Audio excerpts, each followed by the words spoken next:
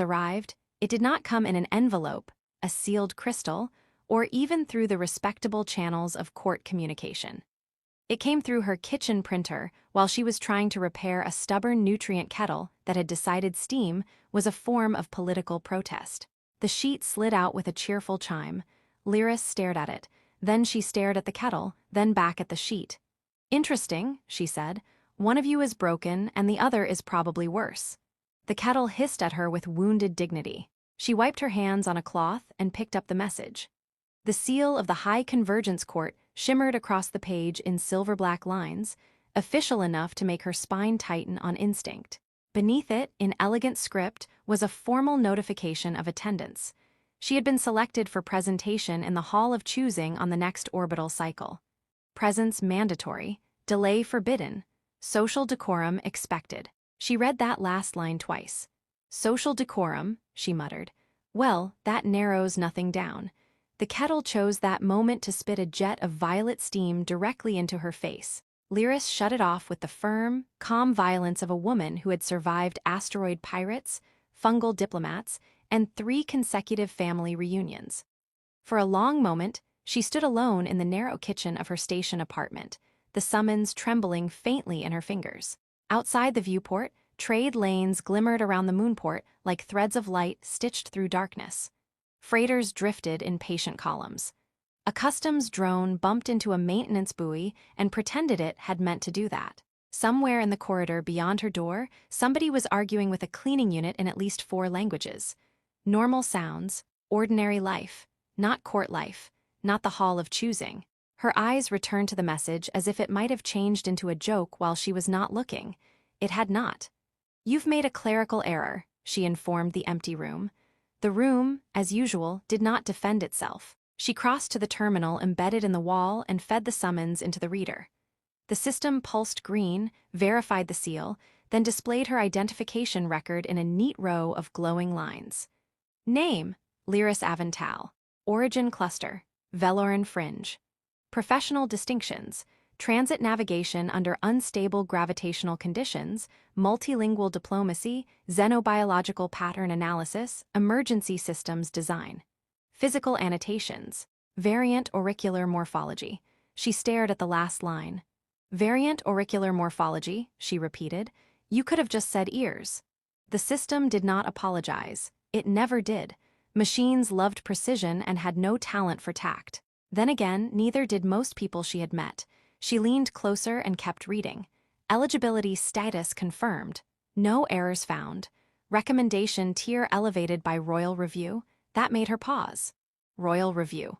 The terminal remained glowing and annoyingly serene. The Hall of Choosing was not a public festival, despite the dramatic name.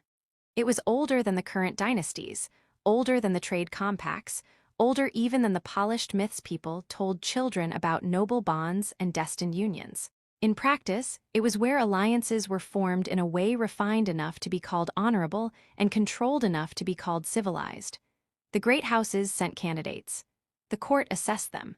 Bonds of governance, blood, influence, strategy, whatever noble language they wrapped it in, power was always somewhere underneath. Lyris had spent years very carefully staying away from such places. She had done well at the edge of things. The edge suited her. On the frontier, competence counted for more than lineage, and when somebody looked at her too long, it was usually because she had just kept them alive through a plasma storm. That sort of attention was easier to tolerate. In court, attention meant judgment. And judgment, in her experience, was always inventive. A memory rose uninvited. A formal academy dinner, years ago, a polished hall, silver robes, bright laughter. A classmate smiling too sweetly as she asked whether Lyris's long ears helped her catch equations before the rest of us heard them. The whole table had laughed. Even the instructor had smiled into his glass. Lyris had looked straight at the girl and replied, "Only the difficult ones. You should try standing closer." That had ended the laughter. It had also ended her chances at making friends there. She pushed the memory away and read the summons again, slower this time. Reporting gate, time window, dress requirements, prohibited technologies, behavioral expectations, written by people who had clearly never experienced the deep human need to say exactly the wrong thing in a room full of nobles. She sank into the chair beside the terminal. No, absolutely not. She could reject the summons, probably. There would be consequences, of course. Financial, legal, social, perhaps ceremonial. Courts loved ceremony so much they would probably garnish her income in the name of tradition and feel romantic about it. Still no. She had no desire to stand under 1,000 watching eyes while decorated strangers assessed her as if she were a curious mineral sample with acceptable posture. She was still preparing the wording of her refusal when her home assistant lit up from sleep. "Attention," it announced in a bright tone designed by sadists. "Incoming message from Joran Vale." Lyris closed her eyes. Of course. Joran's face appeared above the terminal a moment later.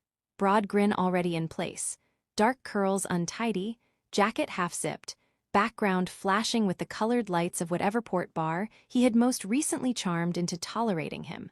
"You look haunted," he said. "I've been summoned to court." "That explains it." He leaned closer to the projector. "Have you considered faking your death?" "Yes, and I'd have to leave the station." Fair, tragic flaw in the plan. She held up the summons. His eyebrows climbed higher and higher as he scanned it. "Oh," he said. "Oh, that's not small court, that's capital C court." "I noticed the seal. Do you know how many people ruin their lives trying to get invitations like this?" "I assume thousands. At minimum. I'm very happy for them." Joran laughed, but his expression softened when he looked at her again. "You don't want to go?" That was somehow clear. "You have the face you make right before either dismantling a reactor or insulting an aristocrat." "I can do both." That is exactly the concern. She let out a breath, some of the tension easing despite herself. Joran had that effect. He treated disasters like weather, inconvenient, inevitable, and best managed with dry humor and a packed bag. "You know what this is," she said quietly. He nodded. "Yes, they'll look at me and decide in the first 10 seconds. Some will. Most will." He tilted his head. And then I will have traveled half a system to be politely rejected by people wearing heirloom collars." "You say that as if the collars aren't the worst part." She almost smiled. Joran folded his arms. "Lyris, listen to me. You are smarter than half their advisory corps, braver than their military sons, and the only person I know who can recalibrate a jump engine with kitchen tools and spite." "It was not spite," she said. "It was disciplined irritation." "My apology, the point remains." "The point," she said, "is that none of that changes what they see first." For the first time since the call began, he did not joke.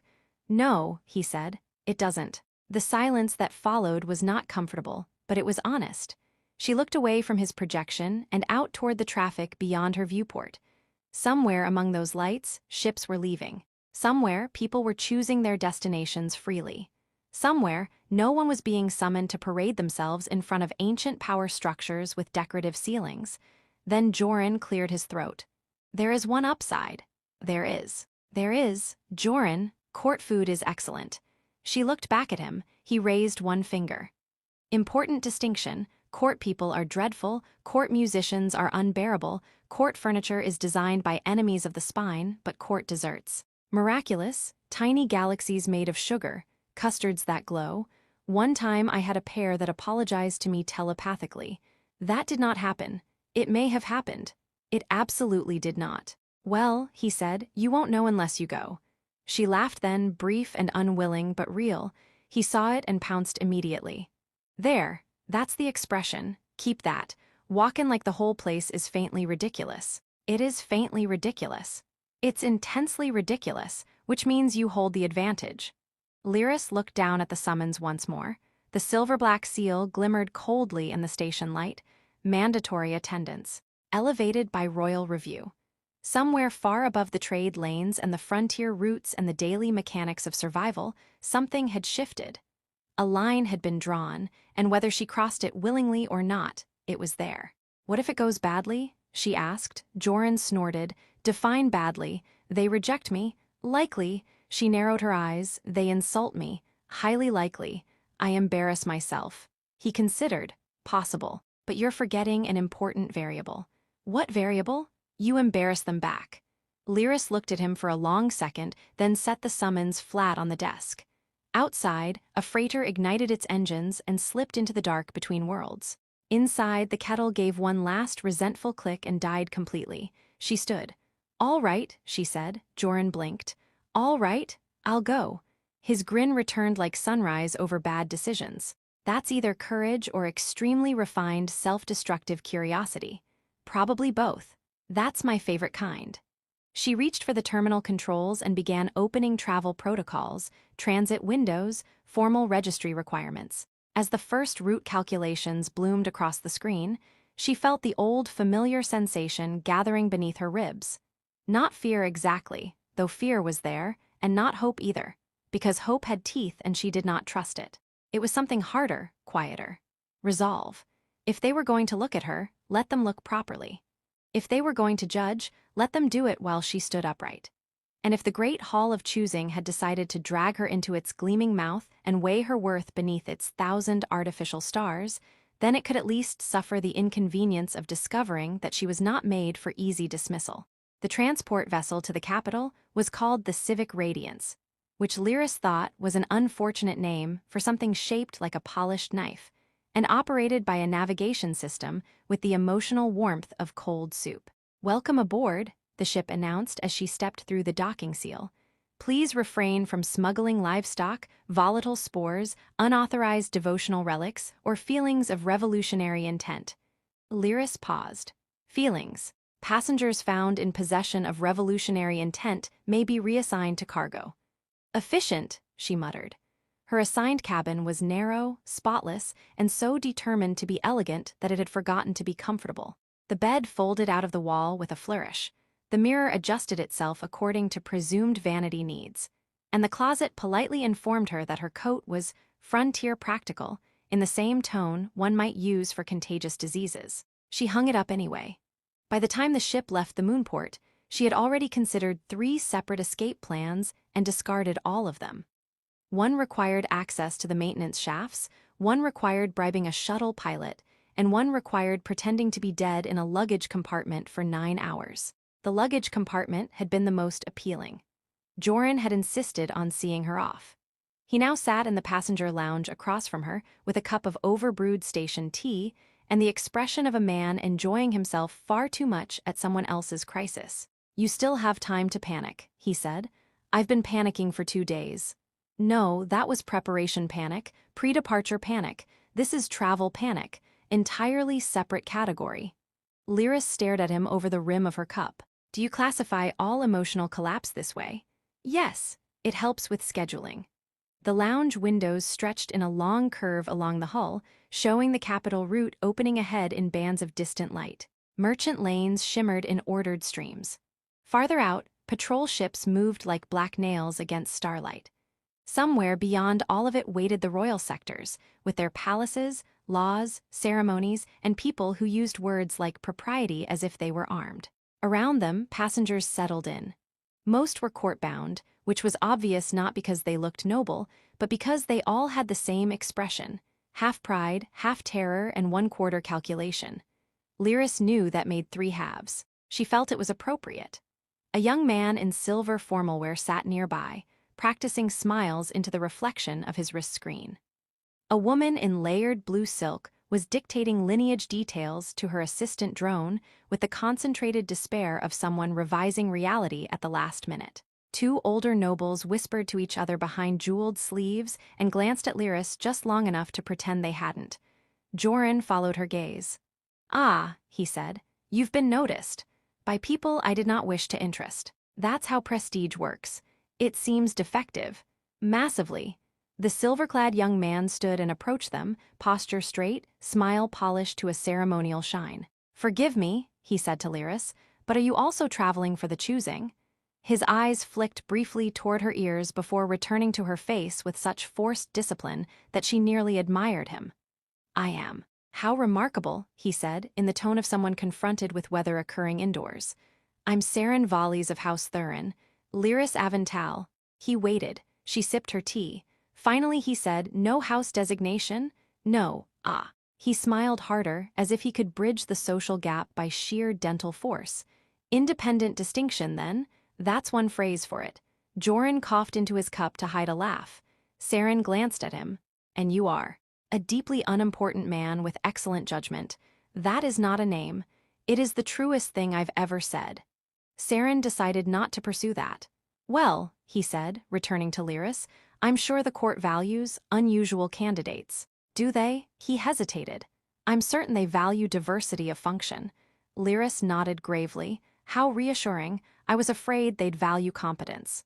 Joran nearly inhaled his tea. Saren blinked, uncertain whether he had been insulted. I only meant?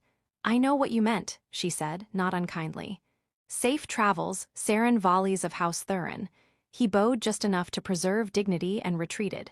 The moment he was out of earshot, Joran bent forward, laughing silently into both hands. Diversity of function, he wheezed. Stars preserve me. He tried. He absolutely did not. He approached. In court circles, that may count as heroism. The ship shuddered softly as it entered transit alignment. Lights dimmed. The windows darkened, then filled with the strange, stretched brilliance of folded space entry, stars drawn into luminous threads that twisted across the glass like liquid metal. Lyris always felt a shift in her bones at that moment, as if the universe were taking a breath and asking everyone aboard to remain calm, while geometry briefly lost interest in itself. The civic radiance glided into the corridor between systems. A child somewhere in the lounge gasped. Someone else crossed themselves in the old stellar faith. The ship announced that nausea bags were available on request for the spiritually and physically unprepared. Joran leaned back in his chair. There, too late to escape now. I can still sabotage the engines. Please don't, I dislike dying in formal wear. You're not wearing formal wear. Exactly, I'd die embarrassed. She looked back out at the folded stars. Why did you come? She asked. Joran went quiet for a moment, which for him was the conversational equivalent of a rare astronomical event. Because, he said at last, you asked me once what friendship is good for if it only survives easy days. Lyris frowned. That sounds wiser than I remember being. You were feverish and threatening a customs officer with a wrench. That does sound like me. You also nearly collapsed after rerouting power through a flooded dock grid, so I took your philosophy very seriously. She let that settle between them. It was easier to look at the stars than at him. You don't have to stay once we reach the capital, she said. I know, you really shouldn't. Court people can smell informality. Excellent, I'll wear extra. I'm serious. So am I, I'll stay through your arrival. After that, I'll relocate to a safe distance and make fun of nobles from behind structural pillars. That is not a safe distance. It is emotionally safe. Before she could answer, the lounge doors opened and a trio of attendants entered, gliding with the synchronized precision of people trained from birth to move as if everyone were watching. They carried trays of refreshments and small silver devices that projected personalized route updates. One attendant stopped at their table. Passenger Lyris Avental? Lyris looked up.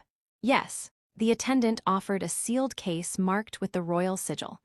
Around them, several nearby conversations slowed to listen without appearing to. By advance instruction from the capital, the attendant said, your court attire has been prepared and fitted to the biometrics in your file. Adjustments are available upon request. Lyris accepted the case cautiously, like an animal that might explode in a well-bred manner. Thank you. The attendant inclined their head and moved on. Joran stared at the case. That, he said, is not normal.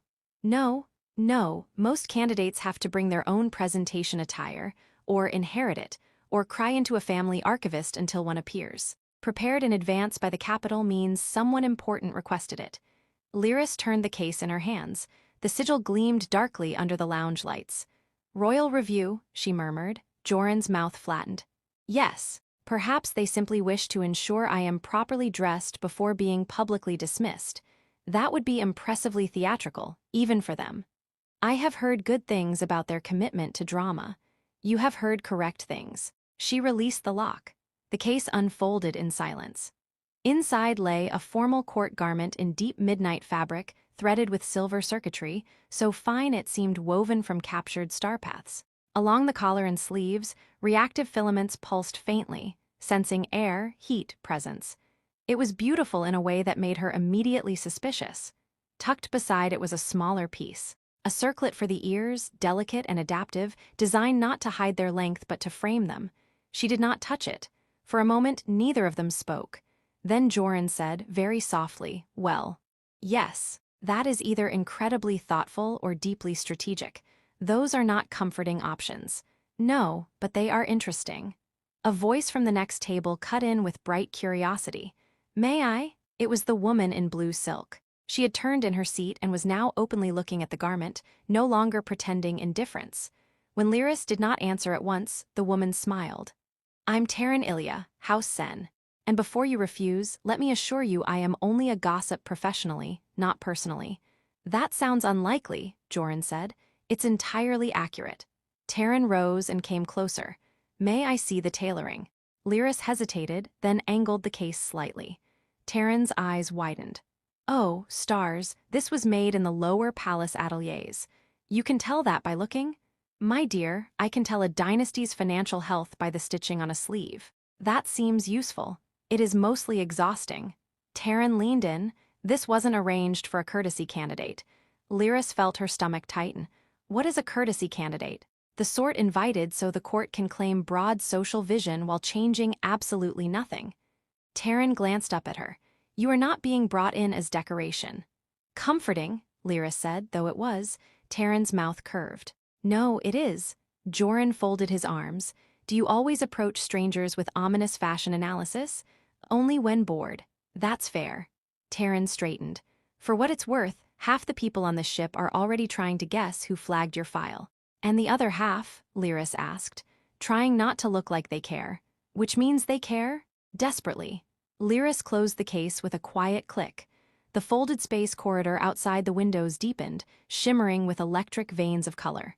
The ship moved through it like a thought no one else had finished yet. She looked at her reflection in the darkened glass, face calm, shoulders straight, ears visible, unmistakable. Not decoration, not courtesy, something else, something planned. I hate this already, she said. Joran patted the table. Excellent, hatred is stabilizing. Taryn laughed. He's right, unfortunately. The ship's central chime sounded overhead. Attention, passengers, the Civic Radiance announced. Estimated arrival at the Capital Transfer Ring, 2 standard hours. Please review your legal obligations, ceremonial restrictions, and emotional liabilities before disembarkation. Lyris exhaled slowly. 2 hours. Then the Capital, then the hall, then all the eyes. She rested one hand on the closed case. Whatever waited for her there had begun before she ever stepped onto the ship. Somewhere in the palace, somewhere behind the machinery of ritual and rank, someone had looked at her file and made a decision. The thought should have frightened her more than it did. Instead, it sharpened her. Let them prepare. She would too. By the time the Civic Radiance locked into the Capital Transfer Ring, Lyris had changed her mind 17 times about being there, and none of those new opinions were any better than the original one. The Capital did not greet arrivals with warmth. It greeted them with systems. A corridor of scanning light swept over each passenger as they disembarked.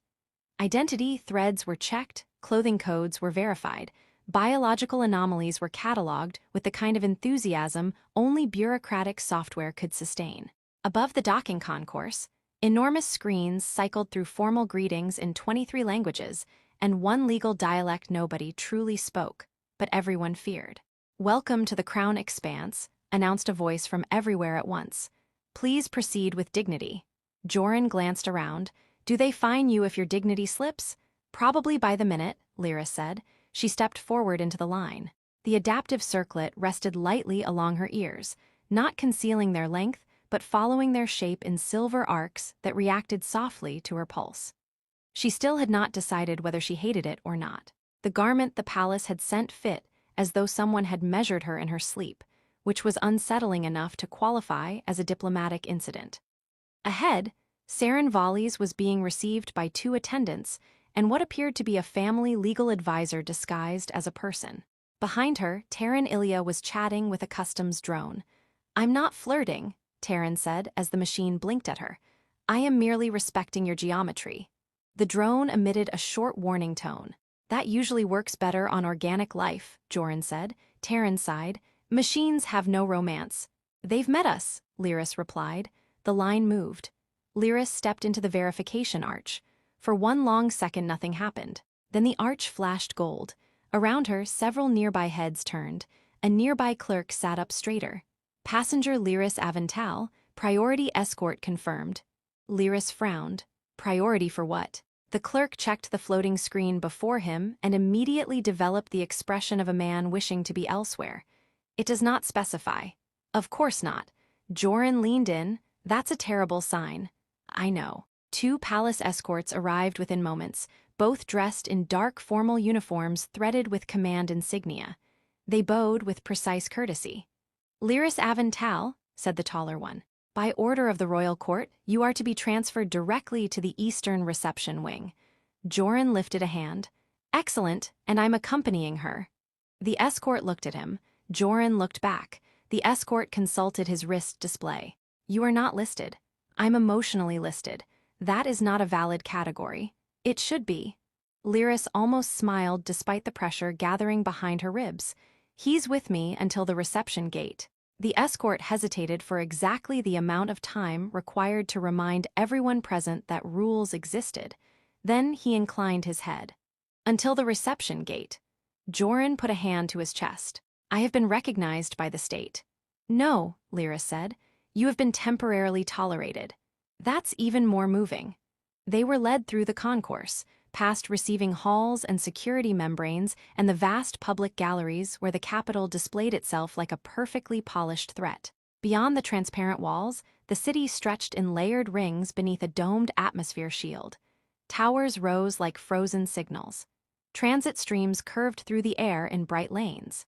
Above it all, orbital mirrors caught the star and scattered daylight in controlled gradients across the Crown District. Lyris kept walking.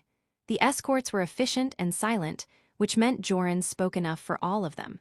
So, he said, hands clasped behind his back as if he toured imperial capitals every week, how often do you get dramatic priority escorts for mysterious candidates? Neither escort answered. Daily? He tried. Weekly. Is there a brochure? Still nothing. Terran, walking just behind them now, murmured, You're poking armed decorum. Yes, Joran said. I'm hoping it pokes back. It won't, said the shorter escort without turning. We are trained.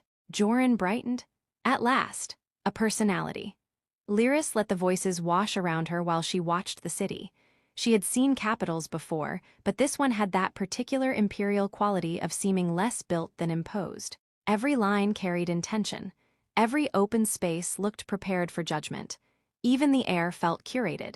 At the eastern reception wing, a pair of tall silver doors opened before them. Inside waited a chamber full of candidates and attendants, and low circulating music designed, apparently, to remind everyone that panic could be elegant if properly orchestrated. The moment Lyris entered, conversation shifted. Not stopped, shifted. She knew that movement well. It was the social equivalent of a blade turning under fabric. Clusters of candidates stood in their house colors, each group arranged with effortless calculation. Some looked away too quickly. Some stared too openly. A few performed the oldest trick in civilized society and smiled while excluding her from the shape of the room. Joran muttered, Ah, there it is, class-based herding behavior. Do not start anything, Lyris said quietly. I never start, I merely continue. A court attendant approached and bowed.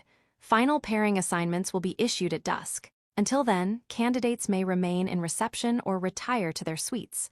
Orientation begins shortly. Orientation, Joran repeated. Wonderful. Nothing has ever gone wrong after an orientation. Terran gave him a sideways look. You're not wrong often enough to be healthy. Lyris had just begun to scan the room for the quietest place to stand when a familiar voice rang across the chamber. Well, Saren Valles approached with 2 other young nobles beside him, both dressed in such expensive restraint that each thread practically radiated inherited confidence. He offered her a polished bow. It seems the capital is making special arrangements for you. Lyris folded her hands behind her back. It seems so. One of Saren's companions, a woman with sharp eyes and a sharper smile, tilted her head. How fascinating. That word again. Lyris was beginning to think fascinating was the court-approved substitute for unsettling. Saren gestured lightly toward the reception chamber. You didn't have to. Joran smiled brightly. This is such a healthy environment. Before anyone could answer, an attendant approached Lyris again. Your suite is prepared, the attendant said. You have also been scheduled for a private pre-ceremonial consultation. Lyris blinked. With whom? The attendant checked the display. The record states only Crown Authority. Joran shut his eyes briefly. That is, somehow, worse than naming a person. Taryn folded her arms. You realize everyone in this room now hates you at least a little. Only a little? Joran asked. Disappointing. Lyris ignored him. When is the consultation? In 1 hour. The attendant bowed and left. For a moment no one spoke. Then Saren said, with the brittle calm of a man trying to remain gracious while his worldview tore slightly at the edges, "It seems, Lyris Avental, that your visit may be more significant than expected." She looked at him and thought of the summons arriving in her kitchen, of the tailored garment, of the gold clearance at the transfer ring, of the Alpha King's gaze holding on her for that impossible second. "Yes," she said quietly. "It seems that way." Joran straightened his sleeves. "Good, then the plan remains simple." "There is no plan," Lyris said. "There is always a plan." Taryn raised a brow. "And what is it?" Joran grinned. "Survive the aristocracy. Steal information. Eat something expensive." Lyris finally laughed, because if she did not, the pressure in her chest might have split her open. Around them, the reception chamber swirled with whispers. She could feel the shape of them even without hearing words. Special arrangements, priority escort, private consultation, the king attending in person. Something had begun moving beneath the ritual surface of the court, and now everyone could feel it. The worst part was that she could feel it too. And somewhere under the unease, under the tension, under the bright, hard instinct telling her to keep every wall in place, another feeling had appeared. Not trust. Not yet. But curiosity. Dangerous, stubborn curiosity. The kind that made people step closer to mysteries when common sense advised retreat. An hour, she thought. 1 hour until Crown Authority decided to stop being abstract. 1 hour until someone finally told her why she had been brought here. She only hoped the answer would be less ridiculous than everything that had led to it so far. She did not feel optimistic. Her suite was larger than her apartment on the station and somehow less welcoming. The walls shifted opacity according to light outside the palace dome. The floor responded to her steps with subtle illumination. A serving unit emerged from the far wall and offered her 6 varieties of mineral water in tones suggesting all lesser beverages were criminal. Lyris stood in the center of the room and said, to no one in particular, "This is excessive." The serving unit replied, "Excellence often appears excessive to the unaccustomed." She turned slowly toward it. Was that recorded arrogance or adaptive arrogance? "Adaptive," said the unit. "Impressive. I dislike you already." Guests often confuse standards with hostility. There were days, she thought, when dismantling a machine with her bare hands felt like a valid form of spiritual practice. A soft chime announced the opening of the suite's internal comm panel. Joran's face appeared before she could even grant permission, which told her he had found someone in the palace systems willing to bend rules for entertainment. "You have exactly 47 minutes before your mysterious royal consultation," he said. "I brought scandal." "You brought yourself. The scandal is implied." "Good, you're steady again." "I'm not steady, I'm vertical." "That's enough for court work." She sat on the edge of a chair that adjusted itself to her posture with such intimacy it felt rude. "Tell me." Joran lowered his voice theatrically. "I spoke to a minor archivist, a transport clerk, 2 attendants, and a woman who claimed to be an etiquette tutor but had the eyes of an assassin. That last one concerns me." She was delightful. "In any case, the palace is crawling with rumors." "About me?" "About you, the choosing, the king, and whether the Eastern Council is about to lose control of candidate selection." Lyris went still. "That sounds political." "It is court. Even the fruit bowls are political." She rubbed at her temple. Why would candidate selection matter enough to start rumors? Because tradition decides who gets elevated, who gains access, who enters the ruling lattice through marriage, governance contracts, military bonds, all of it. If the king starts overriding court consensus, that terrifies people whose entire bloodline is built on being consulted. The serving unit drifted closer and silently placed a glass beside her. Joran squinted at it. "Has that machine judged me yet?" "Yes." "Fair." Lyris leaned back. "And what do the rumors say?" "That a file was flagged months ago." He paused. that the king reviewed frontier records personally after the Oris Belt dispute. Her eyes narrowed. The Belt mediation? That one. She remembered it too clearly. A mining conflict spiraling toward armed collapse. 3 species, 4 territorial claims, 1 unstable moon, and a communication breakdown so complete that by the end she had been translating threat displays into legal terms while trying not to suffocate on industrial dust. It was routine crisis work, she said. Joran gave her a look. Lyris, you rerouted an automated defense grid, negotiated a ceasefire with a species that communicates partly through skin temperature, and stopped a war because you noticed their territorial maps were based on magnetic drift instead of fixed coordinates. Yes, that is not routine. It should be. A knock sounded at the suite door before he could argue further. Lyris rose. Who is it? She asked. Terran Ilya, came the reply. I'm here because boundaries are suggestions. Joran grinned. I like her more every minute.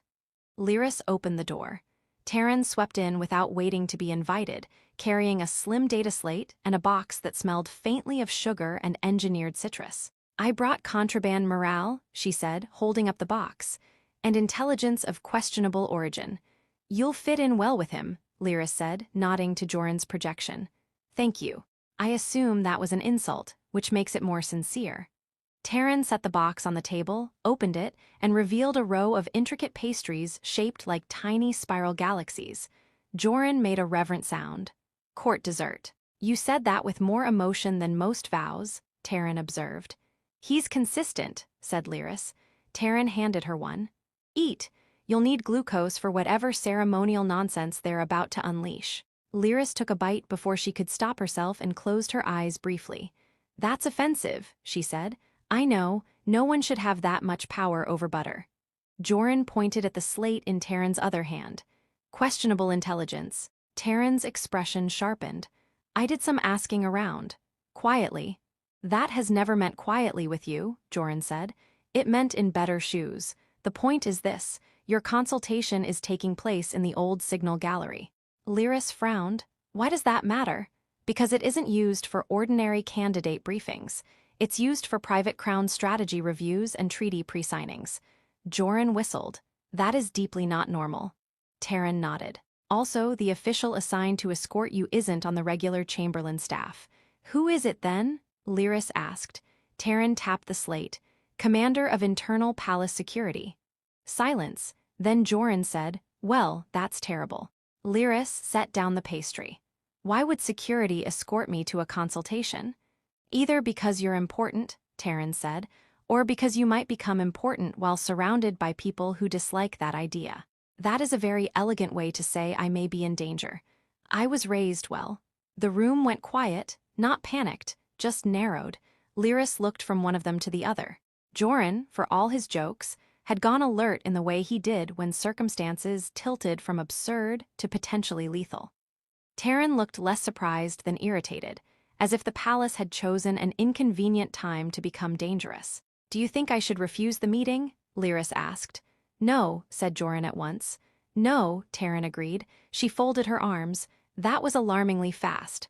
Joran spread his hands. Because refusing crown authority inside the crown palace seems like a faster route to disaster than attending. And, Terran added, if the king wanted to harm you, he would not need a consultation room to do it. He has an empire. That is somehow not reassuring. It isn't meant to be. The panel chimed again. This time the suite itself spoke. Escort has arrived. Joran stood from wherever he was on his end of the call. I'm coming down. You're not allowed past the reception gate. I know. I'm coming down to pace dramatically within permitted boundaries. Terran dusted sugar from her gloves. I'll walk with you to the corridor junction. Lyris looked at them both and felt something strange and fragile move through her. She had not expected allies here. She had expected scrutiny, dismissal, spectacle. Instead, she had acquired a smuggler of morale, an aristocratic gossip strategist, and a palace that seemed unable to decide whether it wanted to honor her or turn her into a controlled explosion. Fine, she said, but if this becomes a kidnapping, I'll be impossible about it. Joran smiled. You're already impossible. It's one of your strengths. The escort waiting outside her suite was not the one from the transfer ring. This woman was older, scar lined across one brow, uniform dark and severe, insignia marked with command authority and weapons clearance high enough to make most sensible people instantly polite. "Lyris Avental," she said. "Commander Sane, I'll conduct you to the gallery." Her voice had none of the polished softness common to palace staff. She sounded like a person who had spent most of her life solving problems before they reached ceremony. Lyris inclined her head. "Commander." Sane's gaze flicked once over Joran and Terran, judged them, dismissed them as manageable. "Your companions may proceed as far as the public junction." "That's generous," Joran said. "No," Sane replied. "It's tolerable." Joran clasped his hands together. "I respect her deeply." They walked through the eastern corridor in measured silence. The palace shifted around them in layers of guarded beauty and hidden surveillance. Lyris could feel sensors brushing her biometrics every few steps. Embedded drones tracked movement overhead, discreet as threats. Somewhere beyond the walls, she could hear the faint hum of the palace core. Ancient power, distributed intelligence, enough contained energy to light a city or erase a wing. At the public junction, Joran stopped. Terran stopped beside him. Neither looked particularly good at leaving. Joran cleared his throat. "All right, usual advice." "There is nothing usual about this," Lyris said. "True, then unusual advice. Don't agree to anything while hungry, cornered, or overly impressed." Terran added, "And if someone speaks in pure metaphor, make them restate in legal language. Anyone who refuses plain language is hiding something." Commander Sane gave the faintest sign of approval, as if those were sensible enough instructions to permit. Lyris looked at both of them. "Thank you." Joran's grin softened. "Go find out why the universe has suddenly become interested in you. That sounds unhealthy. It almost certainly is." She left them there. Commander Sane led her down a quieter corridor and through two security membranes that scanned not only body mass and implants, but neural agitation patterns. At the second threshold, Lyris stopped. "Did that door just evaluate my emotional state?" "Yes," Sane said, "and it found you controlled." Was that the preferred answer? It was the survivable one. Lyris almost laughed. "You're not much for comfort, Commander." "I'm not assigned to comfort." They reached a set of tall black doors veined with dormant circuitry. Sane stopped before them. "The gallery is shielded," she said. "No external transmission, no recording, no unauthorized entry." "Who is inside?" Sane looked at her for a long moment, as if deciding something. Then she said, "The man who ordered your file reopened." Before Lyris could respond, the doors parted. The signal gallery was quieter than she expected. No attendants, no ceremonial council, no line of officials prepared to witness her reaction. Only a long chamber with a transparent wall overlooking the city and standing beside a suspended stellar map, the Alpha King. For one stunned second, she almost thought there had been some mistake. Rulers did not wait alone in rooms. They arranged for rooms to wait for them. The doors closed behind her. The king turned. No crown, no audience. No distance created for effect. Just the same stillness she had felt in the reception chamber, stronger now at close range. He looked at her ears first, not with surprise, not with judgment. Simply with notice, as he might note the shape of a blade or the orbit of a moon. Then he met her eyes. "Lyris Avental," he said. She inclined her head, because apparently her body had decided dignity was the safest available weapon. "Your Majesty." A beat passed, then he said, "You dislike the palace." It was so direct that for a moment she forgot caution. "Yes." To her astonishment, something almost like humor moved at the corner of his mouth. "It dislikes most people too," he said. "You are not being singled out in that." She stared at him. Then, despite herself, she said, "That is the most reassuring thing anyone has told me since I arrived." "Good." He gestured to the stellar map. Systems lit and dimmed in shifting layers. Border regions pulsed. Trade corridors glimmered. Several outer sectors flashed instability markers. "I asked you here because tomorrow's choosing is not only ceremonial," he said. "The court believes it is choosing who may stand near power. I am deciding who may help me survive it." Lyris felt every muscle in her body tighten. "That sounds less like a ceremony," she said, "and more like a warning." "It is both." He touched the map. Frontier sectors expanded. Dispute zones bloomed in amber. Her dispute zones, places she knew. Places most court officials spoke of only when they needed resources or victories. I reviewed these records myself, he said. Oris Belt, Sendrift, the hollow stations of Varketh, the famine corridor on the Ninth Rim. You read field archives.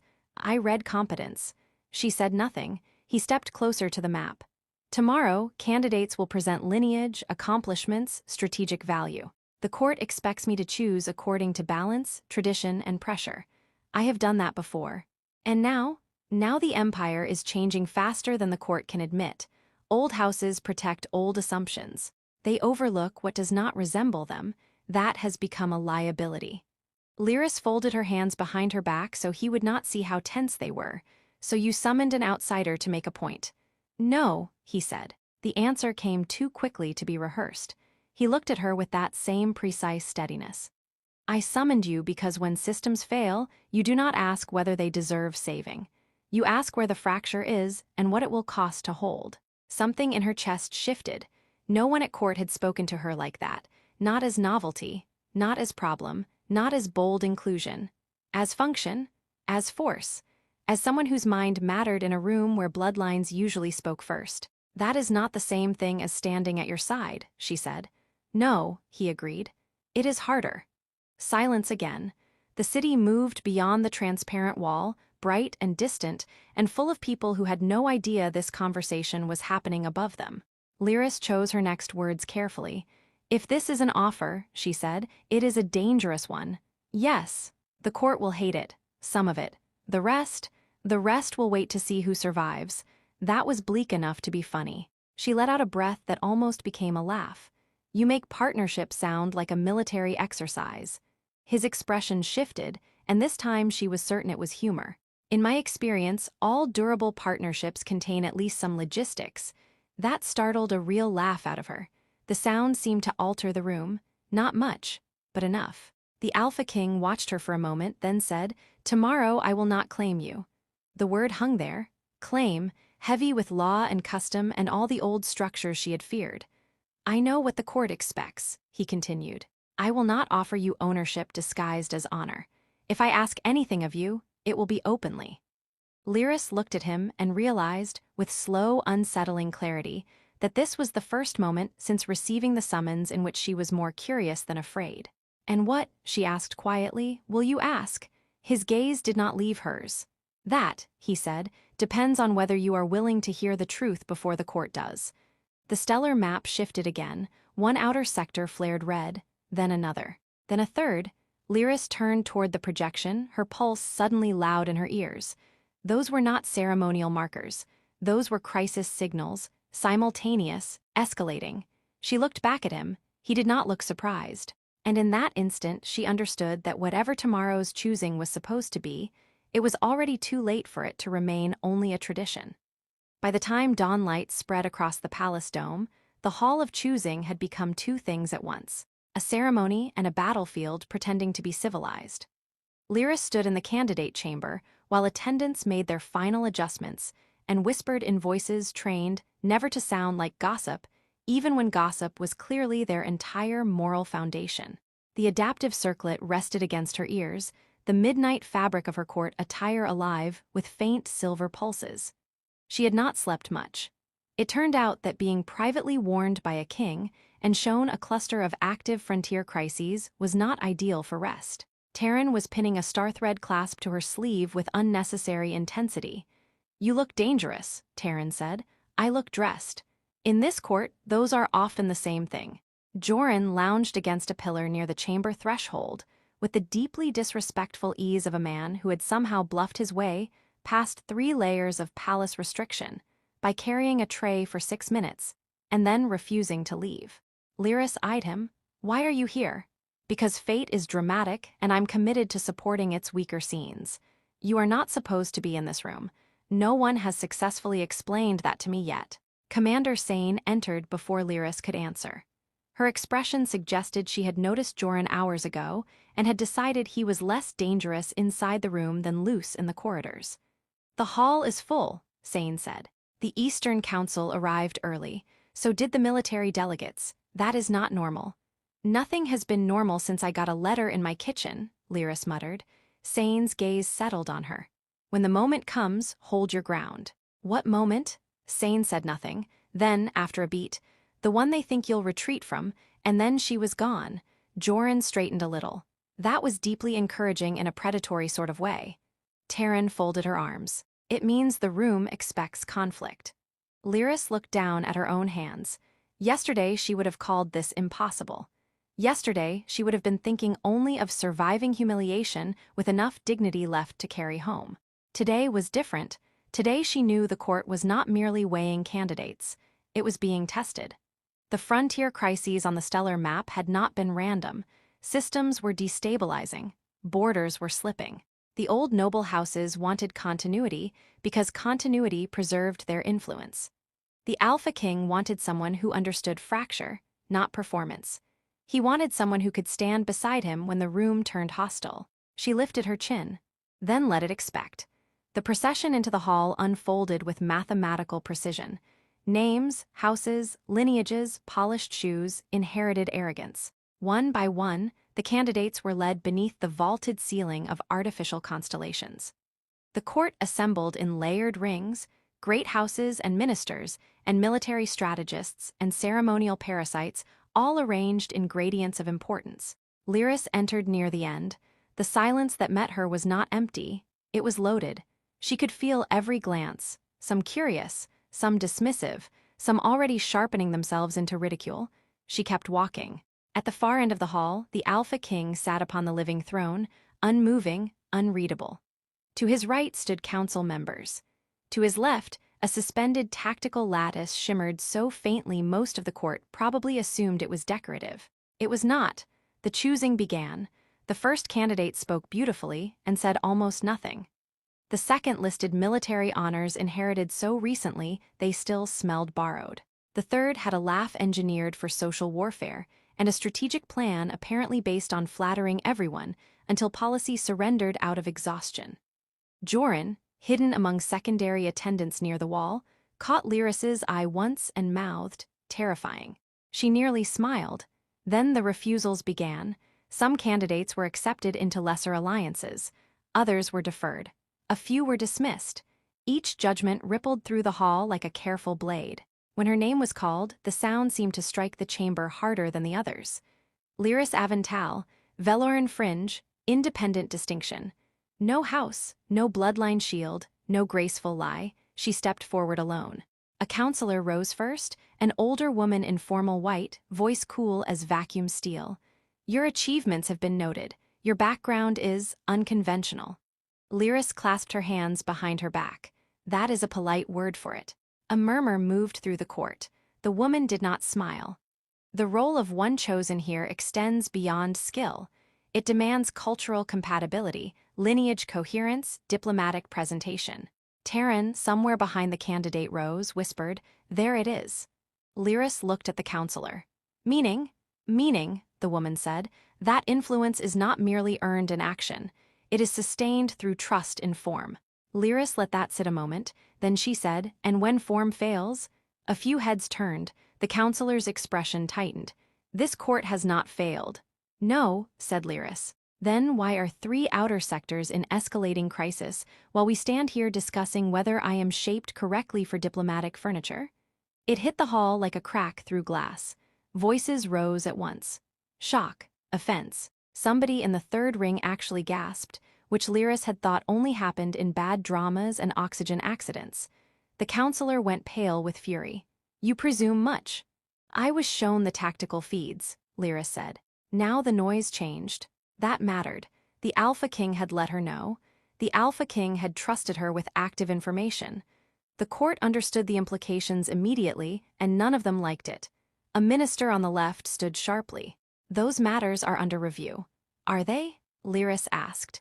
Because in the frontier, under review usually means people are still dying, just more formally. That did it. Even Joran winced, though with admiration. The minister opened his mouth to answer, but the Alpha King rose. The entire hall fell silent. He descended the steps of the throne with the same unhurried certainty he had shown in every room she had seen him enter, as if time itself made room for him out of caution. He did not look at the ministers. He did not look at the outraged council. He looked only at her. Tradition, he said, his voice carrying through the hall, has mistaken familiarity for wisdom. No one moved. He continued walking. Many here believed this ceremony would confirm what they already valued: status, predictability, obedience dressed as grace. He passed the most celebrated candidates without pause, faces tightened, hands stilled. A lifetime of expectation began cracking in real time. When I reviewed the frontier records, I did not look for refinement. I looked for judgment under pressure. I looked for someone who could stand in systems already failing and tell the truth before collapse became convenient. He stopped before Lyris. The whole hall seemed to pull inward. Every rejection she had anticipated, every humiliation she had armored herself against, every old memory of being measured and found aesthetically inconvenient, all of it stood there with her in that instant. The Alpha King extended his hand, not possessive, not claiming, open. Gasps broke out across the chamber. He spoke clearly enough that no one could pretend otherwise. "I do not ask you to belong to this court," he said. "I ask whether you will stand beside me and help remake it." Silence, real silence this time. Lyris looked at his hand, then at the faces around them. Shock, outrage, calculation, fear. Taryn looked like she might ascend to a higher spiritual plane from sheer vindication. Joran was grinning so hard he looked medically unstable. Commander Sane stood at the edge of the hall with one hand near her sidearm, clearly prepared for the possibility that nobility might suddenly become flammable. Lyris raised her eyes to the Alpha Kings. "You realize," she said, and her voice carried more steadily than she felt, "that this is a terrible way to preserve anyone's peace." Something almost warm flickered in his expression. "I am not trying to preserve peace," he said. "I am trying to deserve it." That struck deeper than she expected. For the first time since the summons had arrived in her kitchen, she understood that the choice before her was not whether to be chosen. It was whether to step into a future larger and more dangerous than anything she had planned, and do it without surrendering herself to the old terms of power. The old Lyris would have survived the hall. The woman standing here could do more than survive. She could answer, so she placed her hand in his. "Yes," she said. The hall erupted. Not literally, though Joran later insisted that emotionally it qualified. Ministers shouted. Council members rose. Protocol officers looked seconds away from fainting in alphabetical order. One noblewoman demanded to know whether assent without claim language was even legally binding, which was the most court sentence anyone had ever produced. Then the tactical lattice above the throne flared bright. Every voice died. The frontier sectors expanded across the hall in stark red-gold projections, live feeds, ruptured transit routes, failing supply chains, a disputed defense grid reactivating under corrupted command code. The Alpha King did not release Lyris's hand. "Now," he said to the court, "you may continue arguing about appearances." No one answered. Lyris looked up at the lattice once, took in the pattern, and felt her mind shift cleanly into work. "The Oris corridor collapse is secondary," she said. "The real fracture is here." She stepped forward before anyone could object and pointed to the junction pulse between two outer lanes. "The defense grid isn't malfunctioning. It's receiving mirrored territorial signals from old court maps and live frontier drift coordinates. It thinks both sides are intruding." A military strategist turned sharply. "That's impossible. It is if your maps are ceremonial," she said, "and the stars kept moving anyway." Joran actually laughed out loud. The strategist looked offended. "This is not amusing." "No," Joran said, "but it is devastatingly on theme." The Alpha King gestured once. "Continue." Lyris did. She spoke quickly now, no longer to impress or defend, but because people would die if the wrong kind of pride delayed them. She outlined a synchronization patch using dynamic magnetic drift modeling. She rerouted emergency relief through lesser trade lanes the capital had ignored because they were too modest to flatter anyone's legacy. She identified which houses would resist and which governors could be leaned on through supply leverage. When she finished, the hall had gone very still again, not with rejection, with attention, real attention. The kind she had spent half her life earning in places where no one had time for prejudice if the oxygen seals were failing. One by one, objections faltered. Not because everyone suddenly became virtuous, but because competence had entered the room carrying evidence and no one could outrank physics. The first to step forward was not a minister or a court elder. It was Saren Valles. He bowed to Lyris, formal and plain. "I spoke carelessly on the transport," he said. "I was wrong." That surprised her enough that she answered honestly. "That must be exhausting." A few startled laughs escaped the room. To Saren's credit, he smiled. "It is. I may improve with practice." Taryn, delighted beyond reason, added, "Write this day down. A noble apologized before sunset." Even the Alpha King's mouth shifted slightly at that. What followed was not instant harmony. Empires do not transform because one room has a revelation, but the shape changed. Orders were issued. Frontier relays opened. The military strategists moved from denial into frantic usefulness. The Eastern Council, faced with live crisis and public clarity, chose the only respectable option left to